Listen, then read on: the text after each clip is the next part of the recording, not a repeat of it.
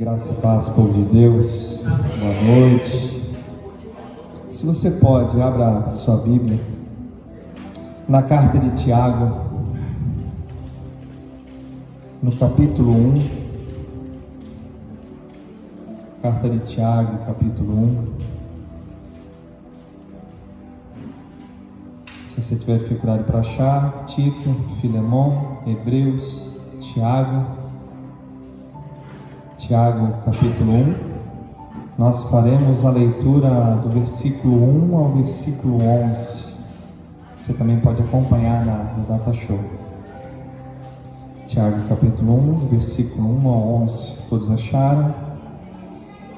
Eu, Tiago, servo de Deus e do Senhor Jesus Cristo, envio saudações a todo o povo de Deus espalhado pelo mundo inteiro. Meus irmãos, sintam-se felizes quando passarem por todo tipo de aflições, pois vocês sabem que quando a sua fé vence essas provações, ela produz perseverança. Que essa perseverança seja perfeita a fim de que vocês sejam maduros e corretos, não falhando em nada. Mas se alguém tem falta de sabedoria, peça a Deus e Ele dará, porque é generoso e dá com bondade a todos. Porém, peçam com fé e não duvidem de modo nenhum, pois quem duvida é como as ondas do mar, que o vento leva de um lado para o outro. Quem é assim, não pense que vai receber alguma coisa do Senhor, pois não tem firmeza e nunca sabe o que deve fazer. O irmão que é pobre deve ficar contente quando Deus faz com que melhore de vida. E quem é rico deve sentir o mesmo quando Deus faz com que piore de vida. Pois quem é rico desaparecerá como a flor da erva do campo. Quando o sol brilha forte e o seu calor queima a planta, aí a flor cai e a sua beleza é destruída. Do mesmo modo, quem é rico será destruído no meio de seus negócios. Pode tomar assento, igreja. Senhor, nós queremos Te louvar pelas Tuas obras, Tuas maravilhas.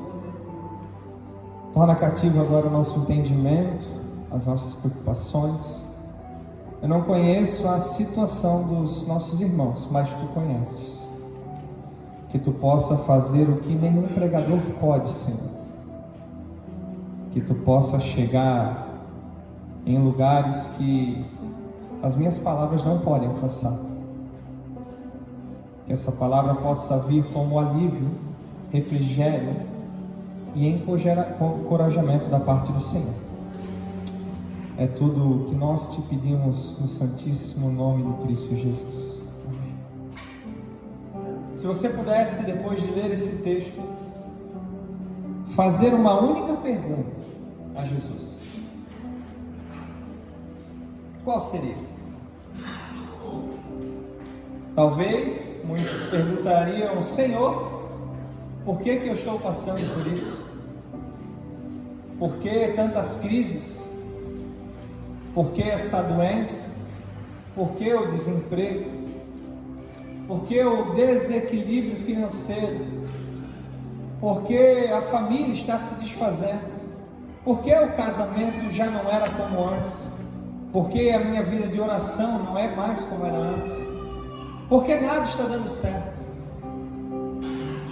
Talvez nós faríamos algumas dessas perguntas que eu acabei de citar. Tiago escreve essa carta para o povo da dispersão, que eram as 12 tribos de Israel, que após a morte de Estevão vagam pela terra. Esse povo, ele estava longe de casa, estava humilhado, perseguido, sem condições de comercializar e ganhar dinheiro. Eles tiveram seus bens espoliados, ou seja, sequestraram seus bens, perderam tudo. Tiago, com esse texto que nós lemos, ele desmonta a teologia do avestruz. Sabe qual que é a teologia do avestruz? É que quando acontece uma tragédia, ninguém consegue explicar, biblicamente falando.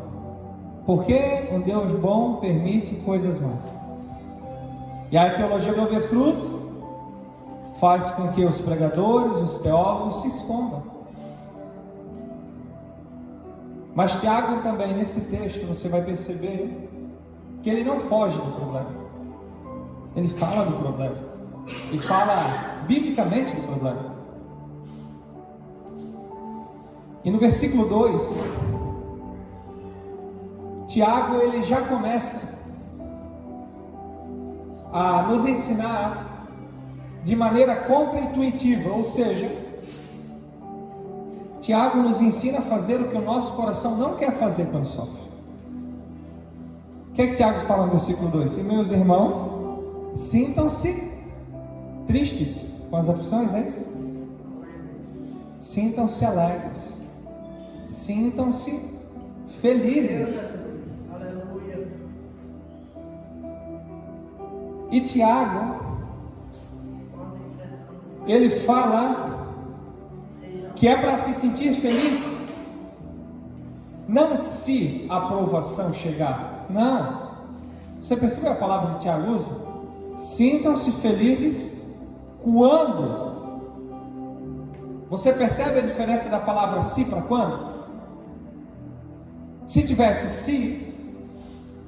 se significa uma possibilidade, mas Tiago não usa essa palavra. Tiago só, pessoal, vocês têm que ficar felizes, não é se vocês passarem, é quando vocês passarem. Isso revela que a provação, a aflição, o dia mau é uma certeza na vida do crente.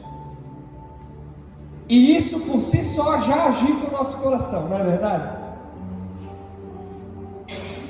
Mas a realidade é que nós não ficamos espantados ou revoltados por sofrer. Por várias vezes nós não reclamamos ao nosso pastor, nós não reclamamos a Deus porque estamos sofrendo. Mas a pergunta que geralmente nós fazemos é: Senhor, por que eu estou sofrendo agora? Agora que estava tudo indo bem, agora que eu tinha conseguido um emprego novo, agora que o casamento estava indo bem, agora que eu acabei de trocar de carro, agora que eu acabei de ser promovido, Senhor, eu não quero deixar de sofrer, mas eu quero entender por que eu estou sofrendo quando tudo parecia bem. Não é essa, às vezes, a nossa reação? Por que agora, Senhor? Por que não depois? E diante disso, Tiago ele vai nos dar alguns conselhos práticos que, se você puder, grife na sua Bíblia. Para você que trouxe caderno, anote. Você que tem um bloco de notas do celular, anote. Nós vamos falar aqui de 5 verdades. E aí a gente botou no tema do banner a pedagogia das aflições. Esse é o tema da mensagem de hoje. A primeira lição que Tiago dá está no versículo 2. A lição é a seguinte: devemos nos alegrar em meio às aflições. E aqui, nesse versículo 2, tem 4 verdades. A primeira verdade é que a provação é um fato. Ou seja, você ficando ansioso ou não, ela vem. Você só não sabe quando. O segundo fato é que a provação é passageira. Porque Tiago fala, vocês precisam se sentir felizes quando passarem. Sabe qual é a nossa esperança? É que a provação de hoje, talvez amanhã não exista mais. Porque tudo vai ter um começo, um meio e um fim. A terceira verdade é que as provações são diversas. Tiago fala, quando passarem por uma provação, é isso que está dito? Não, todo o tipo. Olha, irmão, fala a verdade. Às vezes, a gente não está no meio de uma prova, que na verdade são várias provas. Você diz, meu Deus, a geladeira queimou, o carro quebrou, fiquei desempregado e fiquei doente. É só comigo que às vezes acontecem essas coisas. A gente poderia organizar, dizer, não, vamos organizar a provação, uma de cada vez. Mas a grande verdade é que debaixo do sol, nesse lado da eternidade, as provações são diversas. Mas Tiago fala de uma quarta verdade nesse versículo. É que as provações não podem roubar a nossa alegria. Glória a Deus, aleluia. Irmãos, sintam-se felizes quando passarem por provações, aflições. E aí você vai perguntar para mim, ô Tiago, como que a gente pode passar por uma provação sorrindo, alegre, como se nada tivesse acontecido? Mas a verdade é que a gente confunde a alegria verdadeira com a alegria circunstancial. Sabe qual é a alegria circunstancial? É aquela que depende de como está o meu humor, como está a minha vida financeira, como está a minha vida em família. Ou seja, se tudo estiver do jeitinho que Deus quer, não, tem que ser do jeitinho que eu quero, eu estou feliz. Mas se não tiver, acabou a alegria. Essa é a alegria passageira. E geralmente é dessa que a gente fala. Por isso que em meio a provações, problemas em casamento, as pessoas não querem resolver conversando. Como é que elas resolvem os problemas? Vamos jantar. Vai jantar, luz de vela, música tocando, comida boa. A pergunta é, resolveu? Não. A segunda-feira está aí. O desafio está aí. Então, o nosso problema é que a gente quer resolver problemas de maneira passageira. Mas a da alegria que Tiago está falando não é da alegria passageira. Tiago está falando da alegria verdadeira. Que essa alegria não está depositada naquilo que eu tenho, não está depositada naquilo que eu sou, não está depositada naquilo que Deus me dá. Essa alegria está depositada em quem? Em uma pessoa, em quem? Cristo. Entendeu? Por que às vezes em meio à provação a gente diz, eu não consigo ser alegre? É porque a nossa alegria está conectada não ao que Cristo fez na cruz, mas está conectada ao que Cristo faz para o nosso ego, para o nosso coração. Mas tem uma segunda verdade que vai responder essa sua pergunta. Tiago, não entendi. Agora eu sei qual que é a alegria. Mas como é que eu faço para ter essa alegria em meio à aflição? A Bíblia tem resposta? Claro que tem. E aí vem a segunda verdade. Bom, a primeira verdade é que devemos nos alegrar em meio às aflições. A segunda verdade está no versículo 3. Por que devemos nos alegrar? Porque na nossa aflição, a nossa fé produz algo. Versículo 3. Acompanha comigo na sua Bíblia. Aí Tiago vai começar a desenvolver o argumento. Diz, vocês querem saber por que vocês precisam se alegrar? Pois vocês sabem que quando a sua fé vence essas provações, ela produz o quê? Perseverança. E Tiago inicia provocando a gente. Tiago começa assim, pois vocês sabem. Ô irmão, você sabe que Deus tem mexido com você.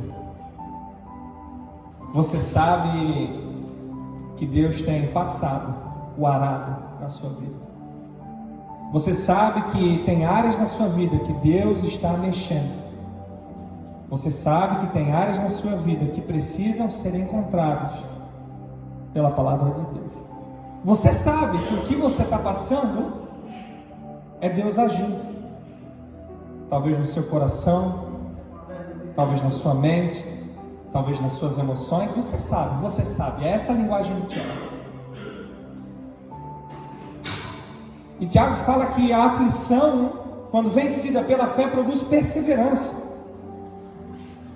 E aí tem uma frase que eu já falei, tá, irmão? Eu confesso. Tem uma frase bonitinha que a gente fala quando está sofrendo, mas que não tem nada a ver com Bíblia. Eu vou dizer ela para vocês agora. Olha só. Muitos dizem assim, ó, Tiago, eu estou sofrendo, Deus está me provando para tirar o melhor de mim. Mas irmão, se ninguém falou, eu vou falar. Não tem nada de bom na gente. Tudo que está de bom na gente é Cristo. Tudo que tem de bom em você é pela graça de Cristo. Se remover Cristo da nossa vida, se o Espírito Santo for retirado da gente, nós nos transformaremos em quê? Em demônios. A provação não é Deus tirando algo em você, não. A provação é Deus produzindo algo em você. Percebe que até nisso a gente tem uma visão fora da Bíblia? Ô irmão, Deus não está me provando porque eu sou bonzinho, Ele quer tirar o melhor de mim, não. Ele está provando porque Ele quer produzir algo em mim, um caráter a provar, uma perseverança. E aí você pode dizer, Tiago, tá, perseverança, eu sei o significado. Perseverar é nunca desistir, é continuar. Perseverança é continuar crendo, mesmo quando o cenário diz que tudo vai dar errado. E aí você vai perguntar, Tiago, como é que o sofrimento vai produzir perseverança, se às vezes eu quero largar tudo, desistir de tudo, abandonar a família, igreja, emprego? Às vezes a gente não passa por isso, irmãos. Mas Tiago, como é que vai ter perseverança se eu não quero nem levantar para ir trabalhar? Não quero nem estar na igreja, eu quero me esconder dentro do quarto, no escuro. Como que a provação pode produzir perseverança, Tiago? Esse texto está errado. E a resposta é que o mundo sofre para buscar um propósito. Olha, irmão, tem um conselho que eu posso dar, porque eu já fui vítima disso. Para de seguir coaching. Vocês viram o que aconteceu essa semana? Um rapaz que estava seguindo o coaching foi praticar uma maratona sem fazer exames médicos e morreu. Para de seguir coaching. O coaching, ele vai te apresentar uma autoajuda, mas a grande verdade é que nós precisamos de ajuda do alto, não autoajuda. Glória a Deus, meu Deus. E aí Tiago, ele vai dizer, como é que vocês conseguem perseverar em meu sofrimento? É porque o mundo sem Deus busca um propósito, mas o crente não. O crente, ele sofre porque ele já tem um propósito. E qual é o nosso propósito, igreja? Ser parecido com Jesus e morar com Ele para sempre. Não é esse? E Tiago agora vai desenvolvendo uma terceira verdade. A primeira é que nós devemos nos alegrar nas provações. A segunda é que as nossas provações, quando nós permanecemos, elas produzem o quê? Perseverança. A terceira é que essa perseverança também produz algo. Veja o versículo 4. Que essa perseverança seja perfeita, a fim que vocês sejam maduros e corretos, não falhando em nada. Quer saber se a aprovação de Deus ela está perto de acabar? Você consegue olhar para você antes da aprovação e agora? Tenta responder a pergunta: eu estou melhor como filho? Eu estou melhor como pai? Eu estou melhor como mãe? Eu estou melhor como uma ovelha, um crente? Eu estou melhor como empregado? Sabe por quê, irmão? É que às vezes você vai se encontrar em uma vida onde parece que os problemas fazem um círculo na sua vida. Quem aqui já passou por um problema depois de 4, 5 anos? Alguém? Quem? Levanta a mão. Quem assim teve um problema 5 anos atrás, 4 anos atrás, 3 anos atrás e viveu de novo o mesmo problema? Eu já, irmão. Glória a Deus. Sabe o que quer dizer? É Deus dizendo: não aprendeu ainda? Vamos aprender. Oh, aleluia, glória a Deus, meu Deus. Muitas vezes, não, a culpa do nosso problema não é o diabo, não é nosso patrão, não é nossa esposa, não é nosso marido. A culpa também não é de Deus. Sabe quem é que é a culpa? Do nosso coração, que não aprendeu da primeira vez. Eu quero contar uma história para vocês. Essa história é sobre o arado de Deus. Vemos aqui dois tipos de solo: o solo duro ou virgem, e aquele que foi amaciado pelo arado de Deus. O solo duro é convencido, complacente, protegido dos golpes do arado e da agitação pela grade. Um solo assim, abandonado ano após ano, acaba tornando-se habitação de corvos. Se tivesse inteligência, poderia ter alta conta a sua reputação. Por sua estabilidade, a natureza adotou, pode ser tomado como certo que continuará sempre o mesmo, enquanto os campos que rodeiam mudam de marrom para verde e de verde para marrom de novo. Seguro e tranquilo, ele se espalha preguiçosamente ao sol. Um verdadeiro retrato da satisfação sonolenta. Mas o preço que ele paga pela sua tranquilidade é terrível, pois ele não vê o milagre do crescimento, não sente os movimentos da vida crescendo, nem aprecia os prodígios da semente brotando, ou a beleza do grão que amadurece. Jamais pode conhecer fruto, porque tem medo do arado. Em oposição a isto, o campo cultivado entregou-se à aventura de viver. A cerca protetora abriu-se para dar entrada ao arado, e este veio como todos eles vêm: prático, cruel e apressado. A paz do campo foi quebrada pelos gritos do fazendeiro e o ruído das máquinas. Porém, esse campo sentiu o labor da mudança, foi perturbado, revolvido, ferido, quebrado, mas as suas recompensas valem o sofrimento a que se submeteu. Certo dia a semente manifesta a luz, e esse campo experimentou o milagre da vida, curiosa, explorando o mundo à sua volta. Em todo o campo a mão de Deus está operando, no serviço da criação, velho como o tempo e sempre renovado. Nossas coisas nascem, crescem, amadurecem e realizam a grande profecia latente no grão quando foi colocado no solo. Os prodígios da natureza seguem o arado. Algumas lições nesse texto. O sofrimento na vida do crente é o arado de Deus. Se o sofrimento é o arado, nós somos o quê? O solo. Se você quer resistir ao sofrimento, você se torna aquele solo estável, duro, compactado, mas que produz o quê? Nada. Sequidão, monotonia, sem vida, sem mudança.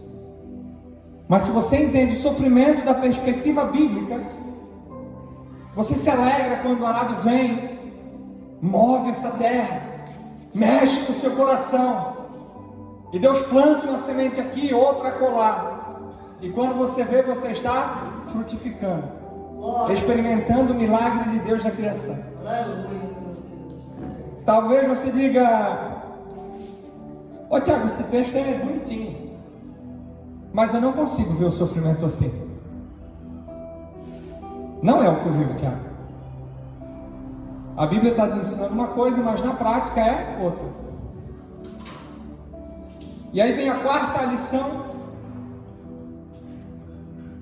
que vai te ajudar a enxergar o sofrimento como um arado de Deus. A quarta lição está no versículo 5 e 6. Acompanha comigo.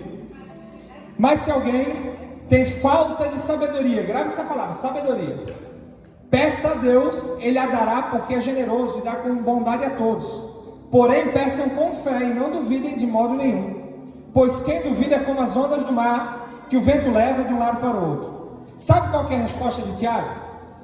para alguém que pergunta: Tiago, eu não consigo viver esse sofrimento aí, eu não concordo com esse texto, como que eu consigo enxergar o sofrimento como o arado de Deus na minha vida? Tiago dá a chave, é com sabedoria, irmão. E se você estudou a carta de Tiago, os 5 capítulos, depois, se você puder ler em casa o capítulo 3. O capítulo 3, Tiago fala de 2 tipos de sabedoria. A primeira sabedoria é a sabedoria do alto, que é bondosa, benigna, humilde, amorosa. E Tiago fala de outra sabedoria, que é a sabedoria demoníaca. 2 sabedorias, lê em casa, Tiago capítulo 3. E essa sabedoria demoníaca, ela te ilude dizendo: não preciso de conselho, eu sou mais inteligente. A pessoa está lá arrebentada, sofrendo. Não quer conselho. Essa sabedoria, ela é demoníaca porque ela tem uma visão de si mesma muito além do que realmente ela é. Essa sabedoria afasta as pessoas da vida dela.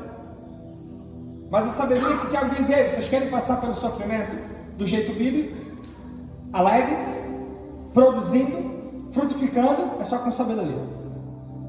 Às vezes mas essa sabedoria aqui, Tiago, eu não estudei muito, eu não tenho muito diploma. Não é disso, irmão, não. Essa sabedoria vem de onde? Do colégio? Do diploma? Ela vem de onde? De Deus. E aqui essa sabedoria não é difícil de conseguir. Olha só o que o Tiago diz: Deus dará, porque é generoso, e dá com bondade somente para alguns, é o que está escrito. Ele dá para quem? Para todos. A pergunta é: ô Tiago, eu já agi com tanta falta de sabedoria no sofrimento, falei o que não devia, tomei decisão sem pensar. Mas se Deus dá sabedoria para todos, por que a gente age assim? Aí Tiago tenta explicar no versículo 6. Ei, Deus dá sabedoria para todo mundo, só que tem o seguinte: tem que pedir com fé. E aí Tiago compara alguém que tem uma fé vacilante como uma onda do mar. E o que acontece com a onda do mar? O vento leva de um lado para o outro. E aí no versículo 7, Tiago diz assim: quem é assim o quê? Vacilante, mente dividida, não pense que vai receber coisa alguma do Senhor, pois não tem firmeza e nunca sabe o que fazer. A grande verdade é que em meio à luta, em meio à guerra, a gente faz muita bobagem, não é verdade? A gente se irrita fácil, a gente fala sem pensar, a gente toma decisão sem consultar Deus. Mas a Bíblia também diz que a verdadeira sabedoria, a sabedoria do alto, nos faz pensar de um modo diferente. E aí eu vou para a última lição, que é o efeito da sabedoria do alto na vida do crente. Está no versículo 9 a 11. O irmão que é pobre deve ficar contente quando Deus faz com que melhore de vida. Qual que é a chave aqui para entender? A pessoa que não tem muitas condições financeiras, ela almeja ter mais condição. É verdade ou não é? Sim. Mas Tiago faz um alerta: ei, melhorar de vida é bênção. Deus abençoa. Só que não fique contente somente quando a sua vida melhorar. Porque o risco é que esse dinheiro, e você sabe que Jesus chama só outra coisa de dinheiro, de Senhor na Bíblia, né? E é o dinheiro, é mamon. E Tiago usa essa ideia aí: quando você busca muito dinheiro, quando você perde muito tempo como ganhar dinheiro, o seu Deus é destronado e outro Deus assume o trono. Qual é o Deus? É o dinheiro. E Tiago fala para os ricos também. Quem é rico, no versículo 10, deve sentir o mesmo quando Deus fazer com que piore de vida, pois quem é rico desaparecerá como a flor do campo. E aqui a gente precisa entender um pouquinho o que estava acontecendo na igreja onde Tiago manda a carta. Lembra que eu falei que o povo estava sendo perseguido? Então tinha os ricos que tinham muito dinheiro, mas que por serem crentes sofriam uma perseguição comercial. Eles não poderiam comprar, não poderiam vender, E o dinheiro deles não servia para nada. Por quê? Porque eles eram crentes. É disso que Tiago está falando. A perseguição lá na igreja atingiu o pobre quanto o rico. O rico estava sendo desprezado, ignorado, sofrendo preconceito. Por quê? Porque era rico? Não, porque era um crente rico. E a gente sabe quem é o Deus de alguém? Nas palavras de Martinho Lutero, ele dizia assim: mostre-me como uma pessoa gasta o seu tempo, e eu mostrarei quem é o Deus dela. Nós sabemos também que dinheiro compra cama, mas não compra sono. Dinheiro compra comida, mas não compra apetite. Dinheiro paga exames em hospitais caríssimos, mas não compra saúde. Dinheiro compra coisas, mas não compra paz.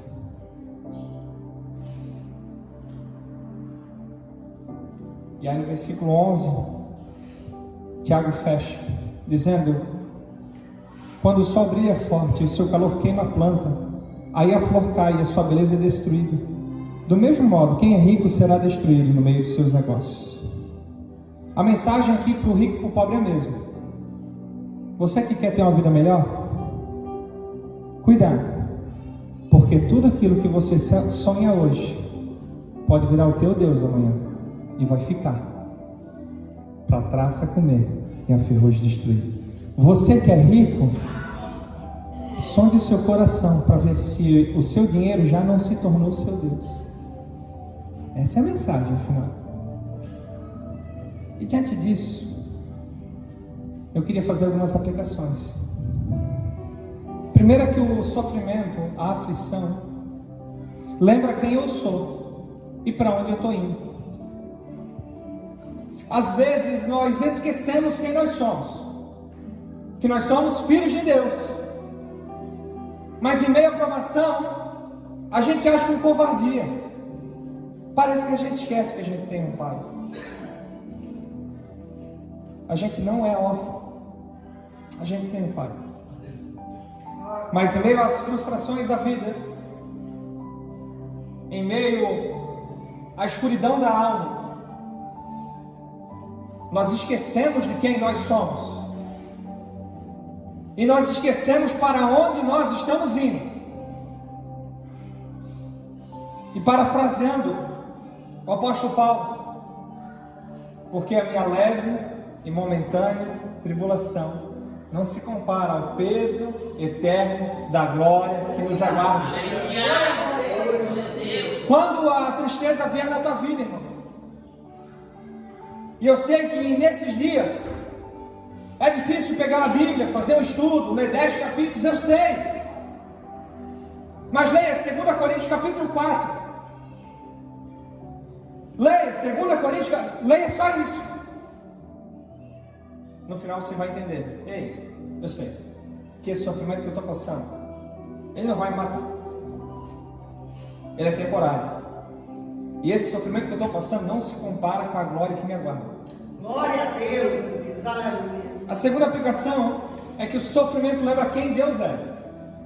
Se o nosso primeiro problema é esquecer quem nós somos e para onde nós estamos indo, a segunda aplicação mostra que o sofrimento lembra quem Deus é. E o que Deus é? Deus é amor, é justiça, é paz, é soberano, onipotente, onipresente, onisciente, autoexistente, eterno, bondoso, misericordioso, cheio de graça. Deus é isso, é Ele. Mas às vezes nós confundimos ser feliz com estar feliz. Se nós fizéssemos uma enquete: quem está feliz hoje? Estou feliz. Mas a profundidade que essa palavra nos leva é para responder outra pergunta. Não é se você está feliz, é se você é feliz. Porque estar nos remete a algo circunstancial. Tiago, eu estou feliz porque a geladeira está cheia, o carro está aqui cheio, dinheiro está na conta, não gastei com remédio. Irmão, você só está feliz porque a hora que Deus passar quarado e mexer em qualquer uma dessas coisas, a resposta para uma pergunta é essa: você continuará sendo feliz? É por isso que a felicidade do crente não é circunstancial. A felicidade do crente é espiritual. É baseada em uma promessa. A terceira aplicação é para você que está passando por uma provação. Quem é que está passando? Escolhe uma, né? Aqui é para nós que estamos passando por provação. Na provação, portas de tentações vão se abrir. Se você ler o versículo 19 do capítulo 1, Tiago vai dizer: pois sejam prontos para ouvir, tardios para falar e tardios para irar. E aí eu vou dar um spoiler da próxima mensagem de Tiago. Esse texto vai falar de 3 portas de tentação na vida do crente. Olha, irmão, vê se a gente ainda não passou por isso. Não fala alto. Responde para o teu coração. No meio da provação, tu se tornou alguém que não ouvia mais ninguém? Queria resolver tudo sozinho? No meio da provação, a sua língua era mais rápida que o seu cérebro? Você falou que não devia para quem não devia, na hora que não devia? Você lutou contra o inimigo errado? No meio da provação, alguém aqui já se irou? É disso que a carta de Tiago fala. Na provação você se tornou alguém amargo? Porque, irmão, tem um tipo de crente, mas aqui não tem. Eu sei que não. Que quando está no meio do sofrimento, ele acha que pode pecar à vontade. Não, Tiago, eu pequei porque eu estou sofrendo. Ô, irmão, eu nunca vi a Bíblia dizer, quem está sofrendo está liberado para pecar, para ser grosso, mal educado, ofender. Eu nunca vi a Bíblia dizendo isso. Um pecado comum é a amargura para com Deus.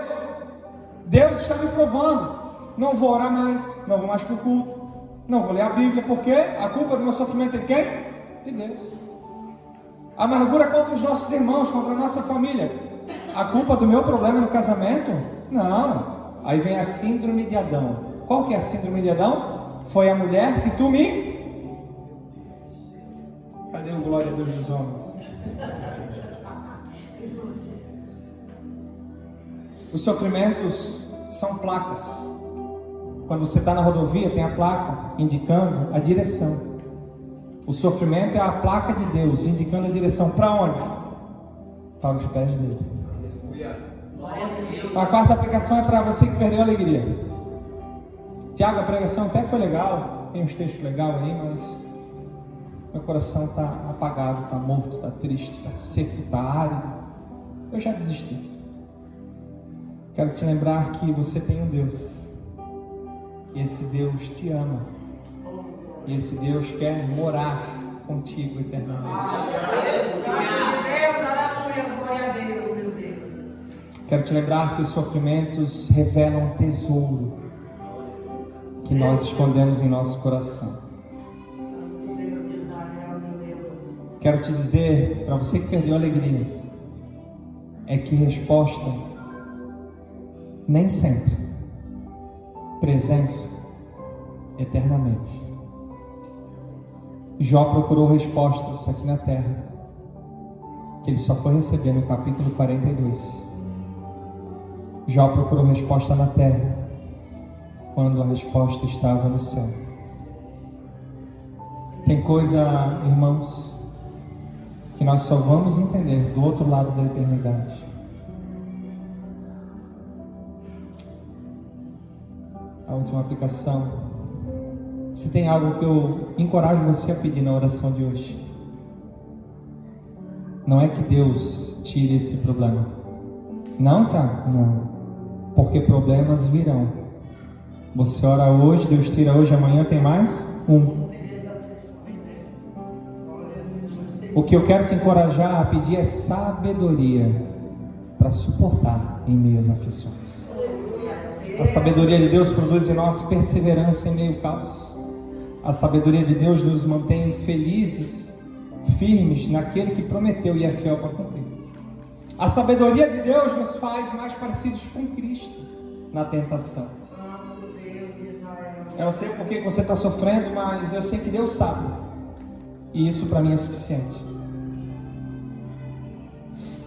Eu não posso prometer. Lembra da nossa oração no início? Eu pedi para que Deus faça o que nenhum pregador pode fazer. Lembra da oração? Eu posso tirar o problema da sua vida? Não. Eu posso prometer que amanhã você não vai ter o problema? Não.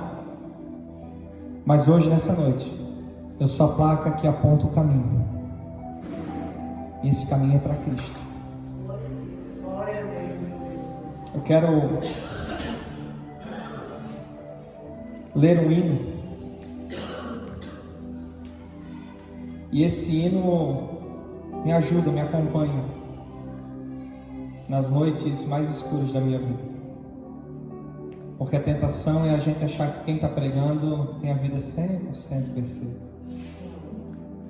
Antes dessa pregação ir até vocês, ela moveu a terra no meu coração. O arado veio. O hino diz assim: aquieta-te minha alma, o Senhor está ao teu lado. Suporta pacientemente a cruz do pesar ou da dor. Deixa seu Deus ordenar e prover. Em todas as mudanças Ele permanecerá fiel. Aquieta minha alma, o melhor amigo, o amigo celestial, através de caminhos espinhosos te conduz ao fim jubiloso. Aquieta-te minha alma, quando os amigos mais caros partirem e tudo se escurecer no vale de lágrimas, então você conheça melhor o amor e o coração daquele que vem aliviar seus sofrimentos e seus medos. Aquieta-te minha alma, as ondas e os ventos ainda conhecem a voz daquele que os governou enquanto esteve na terra. Aquieta-te minha alma, a hora está chegando, quando estaremos para sempre junto ao Senhor. Quando a decepção, a tristeza e o medo desaparecerão, a mágoa será esquecida e as mais puras alegrias do amor restauradas. Aquieta-te minha alma, quando a mudança for passada, todos seguros e abençoados, finalmente nos encontraremos. Você ora comigo? Obrigado, Senhor, pelas aflições, pelas provações inesperadas, pelos sofrimentos que vêm como um ladrão, sem bater, sem pedir. Obrigado, Senhor, porque diante do sofrimento do arado, a Tua graça tem nos sustentado. Sabemos que o arado vem, as provações vêm, a aflição vem, mas esse arado é guiado por Ti, e isso nos basta. Obrigado porque Tua graça nos sustenta, mesmo quando tudo parece noite, mesmo quando tudo parece não fazer sentido. Cuida de nós, Senhor, que o Teu Espírito Santo possa encontrar os corações que aqui vieram, corações duros, corações que rejeitaram o arado, e que o Teu arado possa passar, mexer essa terra, plantar a boa semente e fazer esses corações experimentarem a vida, e a vida em abundância. Por isso nós oramos: aquieta-te minha alma.